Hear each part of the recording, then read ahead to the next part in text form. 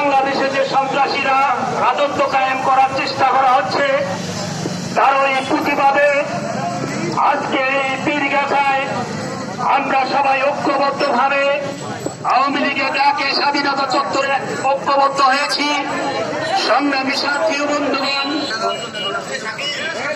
এই সময়ের মধ্যে আমরা দেখেছি সেই কোটা আন্দোলনের নামে তারা সারা দেশে যে সন্ত্রাসী কার্যকলাপ চালাচ্ছে, তাদের কোঠার আন্দোলনের দাবি দেওয়া মেনে নেওয়ার পরও এখানে কিছু কুচক্রী মহল সেই ছাত্রদের, কোমলমতি ছাত্রদের মাঝে ঢুকে তারা আজকে বিভিন্নভাবে সারা দেশে সন্ত্রাস চালাচ্ছে, অগ্নিসংযোগ করছে, সারা বাংলাদেশকে একটি ভীতি বাংলাদেশ সৃষ্টি করার চেষ্টা করা হচ্ছে।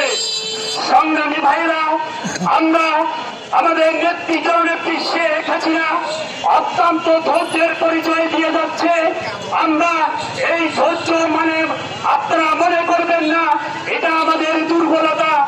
সংগ্রামী ভাইরা, আমরা ঐক্যবদ্ধভাবে সকল ষড়যন্ত্রের যেন মোকাবেলা করতে পারি, আমরা সকল ষড়যন্ত্র রুখে দিতে পারি, রুখে দিয়ে আমরা যেন জননেত্রী শেখ হাসিনার নেতৃত্বে এই বাংলাদেশ যে সুনালি অর্জন করেছে, যে উন্নয়নের ধারা অব্যাহত রেখেছে তা আমরা অব্যাহত রাখতে চাই।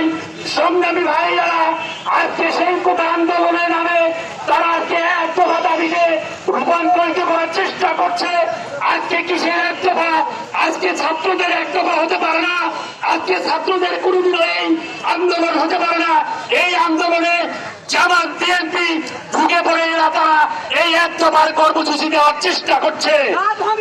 সংগ্রামী ভাইরা, আমরা সারা বাংলাদেশের মানুষ, আমরা ঐক্যবদ্ধভাবে আমরা যুদ্ধ করে দেশকে একদিন স্বাধীন করেছি, এমনি ভাবে যুদ্ধ করে